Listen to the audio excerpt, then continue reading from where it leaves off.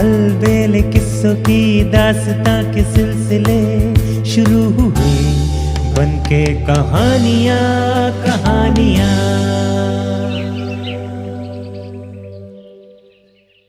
आइए सुनते हैं आज की कहानी। आज की कहानी है राजा विक्रमाजीत। राजा विक्रमाजीत बहुत चतुर और प्रजापालक थे। राजकाज के कार्यों में मगन रहते हुए वे प्रजा के लिए सोचते रहते। प्रजा में क्या दुख है, क्या सुख है, ये जानने के लिए वे रात को भेष बदलकर नगर में घूमते। एक बार रात को वे भेष बदलकर बाजार के गलियों में घूम रहे थे। रात के कोई 12 बजे थे। चारों ओर अंधकार और गहरा सन्नाटा था। गलियों का चक्कर लगाते लगाते वे एक मकान के सामने आए। लैंप का टिमटिमाता प्रकाश बरामदे से बाहर आ रहा था। बरामदे में एक बुढ़िया बैठी थी। वो कभी चरखा काटती तो कभी हुक्का पीती, कभी हंसती, कभी रोती तो कभी नाचने लगती। विक्रमाजीत को उसकी ये अजीब हरकतें देखकर बड़ा आश्चर्य हुआ। आखिर उसके पास जाकर इस स्थिति का कारण पूछा। बुढ़िया बोली, मुसाफिर, तुम अपने रास्ते से चले जाओ, मुझे पूछकर क्या करोगे? विक्रमाजीत कहने लगे, नहीं मां, तुम निधड़क होकर मुझे बताओ, मैं तुम्हारे दुख को अवश्य दूर करूंगा। बुढ़िया बोली, मुसाफिर, अगर मेरे दुख को कोई दूर कर सकता है तो वो सिर्फ राजा विक्रमाजीत ही है। उसके अतिरिक्त और किसी के अंदर इतनी सामर्थ्य नहीं। विक्रमाजीत बोले, मैं ही राजा विक्रमाजीत हूं, तुम बताओ तो सही। बुढ़िया बोली, तुम्हें एक शर्त माननी होगी। अगर 6 मास के अंदर तुमने मेरे कार्य को पूर्ण नहीं किया तो 6 मास समाप्त होते ही तुम्हारी मृत्यु हो जाएगी। इसमें कोई संदेह नहीं। राजा विक्रमाजीत ने सहर्ष शर्त स्वीकार कर ली। बुढ़िया ने बताया, मेरा नौजवान बेटा और बहू अंदर के कमरे में सोए थे। एक दिन जब मैं प्रातः उठाने गई तो देखा कि दोनों ही गायब हैं। उनके बिस्तरों पर सिर्फ बड़े बड़े पत्थर लेटे थे। ये रहस्य आज तक मेरी समझ में नहीं आया और तब से मेरा दिमाग सही काम नहीं कर रहा है। मेरी हालत पागलों जैसी है। अतः तुम 6 मास के अंदर मेरी बहू और पुत्र को अपनी प्रतिज्ञा अनुसार वापस ले आओ, अन्यथा 6 महीने होते ही तुम्हारी मृत्यु हो जाएगी। राजा परोपकारी तो था ही, वो बहू बेटे की खोज में निकल पड़ा। कई दिन व्यतीत हो गए। भूखे प्यासे भ्रमण करते करते उन्होंने दुनिया का कोना कोना छान डाला, लेकिन कहीं भी उनका पता न चला। कई महीनों तक निरंतर भ्रमण करते करते उनका अंग अंग शिथिल हो गया। कपड़े फटकर चिथड़े हो गए। सिर और दाढ़ी के बाल बढ़कर लंबे हो गए, यहां तक कि उनको पहचानना भी कठिन हो गया। इस तरह वे जीवन से निराश हो गए। 5 महीने गुजर गए। बेटे और बहू का कुछ पता न चला। एक बार वे एक नदी के किनारे पहुंचे। थकावट के कारण सारा शरीर चूर चूर हो रहा था, अतः नदी के तट पर लेट गए। जल्द ही उनको नींद ने आ घेरा। चिंता के कारण नींद भी कितनी देर रहती। रात के 12-1 बजे के करीब उनकी नींद टूट गई। सोचने लगे, 5 महीने तो समाप्त हो गए, लेकिन मैं अभी तक अपना वचन पूरा नहीं कर सका। 6ठा महीना समाप्त होते ही मेरी मृत्यु निश्चित है। अतः इससे तो अच्छा है मैं स्वयं ही नदी में छलांग लगाकर अपनी जान दे दूं। ऐसा विचार आते ही विक्रमाजीत नदी की ओर चल पड़े। जो ही वे छलांग लगाने लगे त्यों ही उन्हें अंधेरे में कपड़े धोने की आवाज सुनाई दी। उन्हें बड़ा आश्चर्य हुआ कि इतनी रात बीते कौन कपड़े धो रहा है। चलकर वहीं पहुंच गए। धोबी से पूछा, अरे भाई, तुम्हें आधी रात के वक्त कपड़े धोने की क्या आवश्यकता पड़ गई? धोबी बोला, महाराज क्या करूं, हमारे यहां अनारकली नाम की लड़की है जिसने आज तक सूर्य का भी मुख नहीं देखा। दूसरों का देखना ही कहां रहा। उसके जितने भी काम होते हैं वे रात को ही किए जाते हैं। यहां तक कि उसके कपड़े भी रात को ही धोकर सुखाने पड़ते हैं।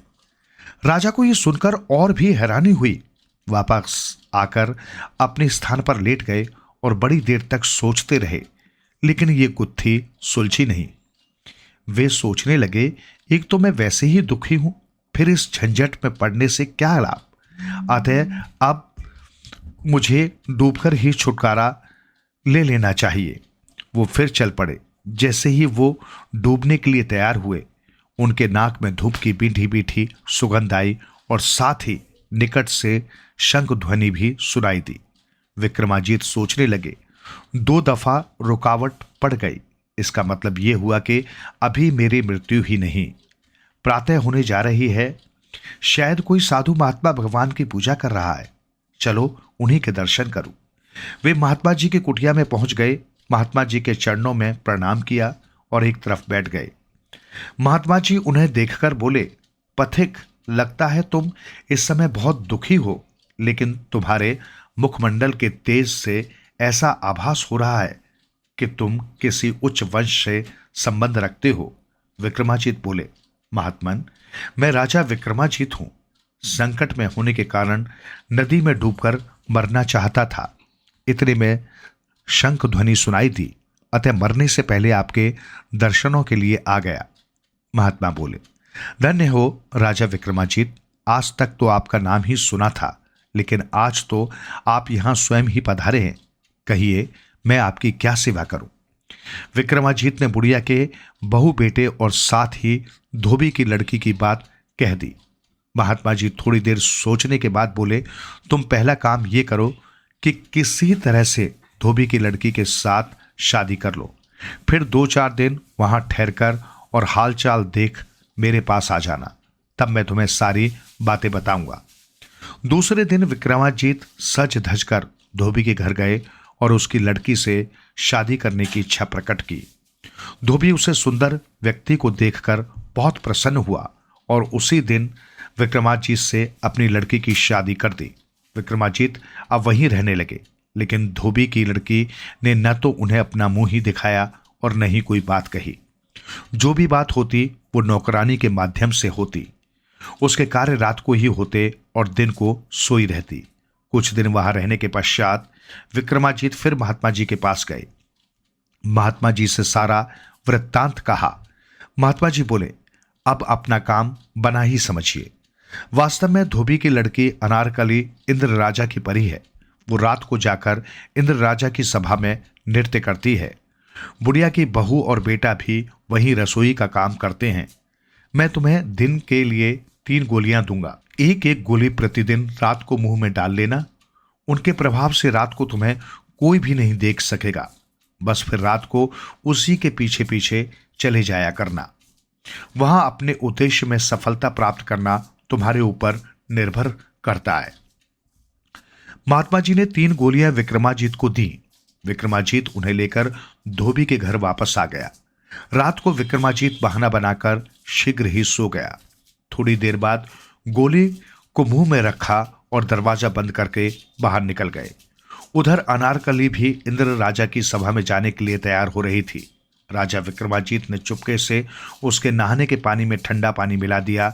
वैसे ही उसके श्रृंगार के कमरे में भी सामान इधर उधर कर दिया। अनारकली को बड़ी हैरानी हुई। वो नौकरानी पर बिगड़ रही थी, लेकिन ये तो राजा की करतूत थी, जिसे गोली के प्रभाव से कोई नहीं देख सकता था। किसी तरह वो जलती भुनती तैयार हुई और इंद्र सभा के लिए चल पड़ी। विक्रमाजीत भी पीछे पीछे चल पड़े। आगे चलकर एक वृक्ष के साथ मालती के सफेद फूल खिले हुए थे। अनारकली ने खड़े होकर आवाज लगाई, बहन मालती, जल्दी चलो, आज देर हो रही है। बहन की आवाज सुनकर मालती भी सज धज कर बाहर आ गई। आगे चलकर एक पीपल का वृक्ष आया, जिसकी 2 बड़ी शाखाएं आकाश को छू रही थी। दोनों वृक्ष पर चढ़कर एक एक टहनी पर बैठ गई। विक्रमाजीत भी उनके साथ टहनियों के बीच में बैठ गए। इतने में परियां बोली, चल रहे पीपल के पेड़ हमें शीघ्र ही इंद्र राजा की सभा में पहुंचा। इतना कहना ही था कि पीपल का पेड़ उड़ने लगा और शीघ्र ही इंद्र की सभा में पहुंच गया। वहां दोनों परियों का इंतजार हो रहा था। वे उतरकर नृत्य मंडप में जा खड़ी हुई। विक्रमाजीत मुंह से गोली निकाल ढोलक के पास जाकर बैठ गए। सभा भवन में लगे हीरे मोतियों की चमक आंखों में चकाचौंध उत्पन्न कर रही थी। सुगंधित फूलों से वातावरण महक रहा था। चंद्रमा की शीतल चंद्रिका अपनी ज्योति से सभा भवन की सुंदरता को निखार रही थी। इंद्र पत्नी सहित सिंहासन पर आरूढ़ हुए। देवताओं ने जय जयकार की। वाद्य यंत्रों की मधुर ध्वनि और ढोलक पर पड़ी थाप के साथ नृत्य आरंभ हुआ। ढोलक वाला सुस्त था, नृत्य में गति नहीं आ रही थी। विक्रमाजीत अपने को रोक न सके। उन्होंने उससे ढोलक मांगी। ढोलक वाला भी रोज ढोलक बजा बजा कर तंग आ चुका था, अतः उसने विक्रमाजीत को ढोलक थमा दी। बस फिर क्या था, विक्रमाजीत के ढोलक पर हाथ पड़ते ही नृत्य सभा में मादकता आ गई। सभी मस्ती से झूमने लगे। परियों ने उस दिन ऐसा नृत्य किया जैसा कभी नहीं हुआ था। चारों ओर वाह वाह हो गई। नृत्य समाप्त हुआ। इंद्र ने प्रसन्नता से गले का नौलखा हार उतारकर परियों को दिया। परियों ने वही हार ढोलक वाले को दे दिया, क्योंकि वो भी कई बार ऐसे इनाम ले चुका था। अतः उसने भी वो हार विक्रमाजीत को दे दिया। विक्रमाजीत ने हार लेकर चुपचाप जेब में डाल लिया। सभा विसर्जित हुई। परियां वापस चल पड़ी। विक्रमाजीत ने भी गोली मुंह में रखी और अदृश्य होकर उनके पीछे हो लिए। पीपल के वृक्ष पर बैठकर वे उसी स्थान पर आ गए। विक्रमाजीत परियों से आगे आकर अपने कमरे में सो गए। सुबह हो गई। आज वो नित्य की भांति नहीं उठे। अनारकली ने नौकरानी को कहा। अब तक विक्रमाजीत जाग तो चुके थे और सोच विचार कर रहे थे। नौकरानी ने आवाज लगाई, लेकिन वे उठे नहीं। उसने फिर झकझोरते हुए कहा, महाराज उठिए, सुबह हो गई है। विक्रमाजीत आंखें मलते हुए कहने लगे, ओह, तुमने तो अनर्थ कर दिया। मैं आज एक बहुत ही सुंदर सपना देख रहा था। पास खड़ी अनारकली ने नौकरानी को इशारे से सपने के बारे में पूछने के लिए कहा। नौकरानी बोली, महाराज कैसा सपना था? विक्रमाजीत बोले, ऐसा लगता है जैसे मैं आज इंद्र राजा की नृत्य सभा में गया था। वहां मैंने ढोलक बजाई। इंद्र बहुत प्रसन्न हुए और इनाम में मुझे नौलखा हार दिया। मैंने उसे लाकर अभी अभी सामने वाली अलमारी में रखा है। जरा तुम जाकर देखो तो सही। नौकरानी को आज्ञा माननी पड़ी। उसने अलमारी खोली। सचमुच ही वहां हार पड़ा चमक रहा था। अनारकली के आश्चर्य का ठिकाना न रहा। दिन बीता, शाम हुई। आज रात को फिर विक्रमाजीत ने इंद्र की सभा में पिछले दिन से भी अधिक सुंदर ढोलक बजाई। इंद्र ने परियों को सोने की थाली में 32 व्यंजन जो 36 प्रकार से बने थे इनाम के रूप में दिए। परियों ने यह सोचते हुए कि सारा काम तो ढोलक वाले का है, उसी को थाली दे दी। कल की तरह उसने वो थाली विक्रमाजीत को संभाल दी। विक्रमाजीत पिछली रात की भांति आकर अपने बिस्तर में सो गए। सुबह भी काफी देर तक सोए रहे। नौकरानी ने उन्हें उठाया। विक्रमाजीत जागते ही बोले, मुझे तो कल से भी प्यारा सपना लगा हुआ था। तुमने मुझे क्यों जगाया? आज मैंने इंद्र सभा में और भी अच्छी ढोलक बजाई। उन्होंने खुश होकर सोने की थाली में 36 प्रकार के 36 व्यंजन मुझे दिए। मैं अभी उस थाली को अलमारी में रख रहा था कि तुमने आवाज लगा दी। देखो तो सही, ये सच तो नहीं? अलमारी में कुछ है तो नहीं? नौकरानी ने अलमारी खोली तो हैरान रह गई। अलमारी में व्यंजनों से भरी थाली रखी हुई थी। अनारकली ने जब ये देखा तो हैरान परेशान हो गई। उसकी समझ में नहीं आया ये व्यंजनों की थाली यहां कैसे आ गई। वो दिन भर इसी बात को सोचती रही।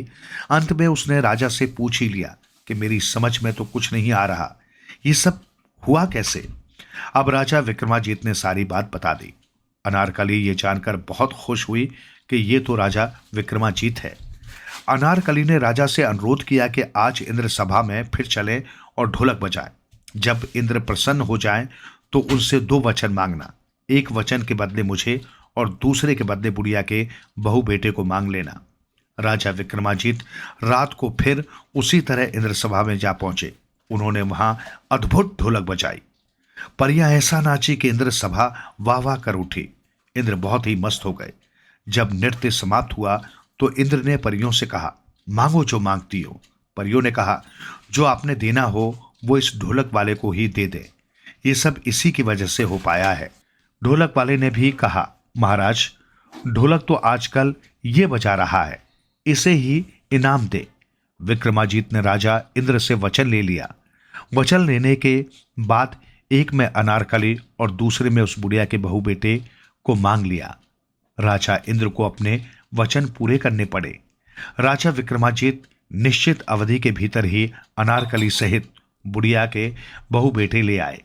बुढ़िया प्रसन्न हो गई और राजा विक्रमाजीत अनारकली सहित अपनी राजधानी आ पहुंचे।